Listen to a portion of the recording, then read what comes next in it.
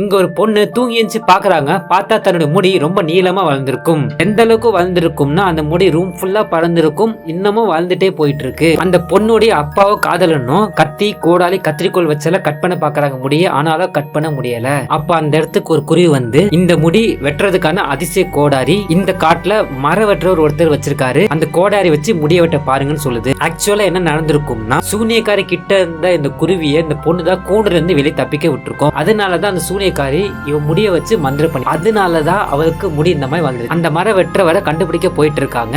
அப்போ இந்த பொண்ணை ஒரு வேட்டைக்கார மரத்துக்குள்ள இழுத்துட்டு போயிடுறான். அப்பாவோ லவரோ ஒரு வழியா அந்த மர வெற்றவரை கண்டுபிடிச்சிடுறாங்க. கண்டுபிடிச்சு அவட்ட இருந்து கோடலையே வாங்கிடுறாங்க. அப்ப அந்த குருவி வந்து வேட்டைக்கார இந்த பொண்ணை மரத்துக்குள்ள வச்சுக்கிற தகவலை கொடுக்குது. அப்பாவோ லவரோ அந்த மரத்தை கண்டுபிடிச்சு உள்ள போயிடுறாங்க. போய் அந்த வேட்டைக்காரனை அடிச்சு போட்டுறாங்க. அப்புறம் இவளே தன்னுடைய முடிய அந்த கோடாலி வச்சு கட் பண்ணிடுறான். இப்போ அந்த பொண்ணு பழைய மாதிரி மாறிட்டான். ஃப்ரெண்ட்ஸ், வீடியோ பிடிச்சிருந்தா வீடியோக்கு லைக்